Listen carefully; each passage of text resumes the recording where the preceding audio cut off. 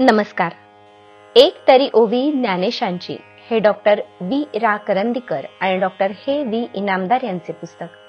आकाशवाणीवर झालेल्या कार्यक्रमाच्या या पुस्तक आवृत्तीचे आपण क्रमशः वाचन करीत आहोत.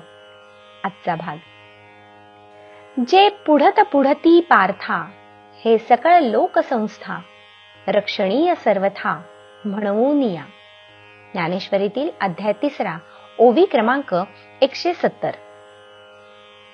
गीतेचा 3रा अध्याय हा प्रामुख्यानं कर्मयोगाचं महत्व सांगणारा आहे. अध्यायाच्या आरंभीच भगवंतांनी म्हटलं आहे की या इहलोकात ज्ञानयोग आणि कर्मयोग असे जीवनाचे 2 प्रमुख मार्ग आहेत. त्या मार्गांचं काही महत्व असतं. तसं ज्ञानयोगाचं काही महत्व आहे आणि कर्मयोगाचंही आहे. कर्मयोग म्हणजे फलाची कसलीही अपेक्षा न ठेवता आपल्या वाट्याला येणारं कर्तव्य करीत राहणं. व्यक्तीच्या बाजूनं पाहिलं तर या कर्माचं महत्व असं आहे की जोपर्यंत आत्मज्ञान प्राप्त झालं नाही तोपर्यंत कर्म करणं टाळता येत नाही. कारण हेच ज्ञानप्राप्तीचं व त्यायोगे पुढे होणाऱ्या ईश्वर दर्शनाचं साधन आहे.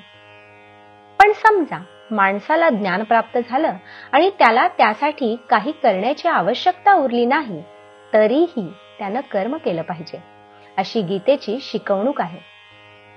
स्वतःसाठी काहीतरी मिळवायचे आहे म्हणून सगळी माणसं नाना परीनं सारखी धडपडत असतात. त्या साऱ्या धडपडीच्या बुडाशी केवळ स्वार्थ असतो. ज्ञानी पुरुषाला असा काही स्वार्थ उरलेला नसतो. पण भगवंत सांगतात की सामान्य माणूस जितक्या उत्साहानं स्वार्थासाठी सारी यातायात करत असतो तितक्याच उत्साहानं आपला सारा जीव ओतून ज्ञानी पुरुषानं आपलं कर्तव्य केलं पाहिजे. कशासाठी? तर हा समाज टिकावा, हे सारे लोक नीट मार्गी लागावेत यासाठी. गीतेतला मूळ शब्द आहे लोकसंग्रह. ज्ञानदेव शब्द वापरतात लोकसंस्था.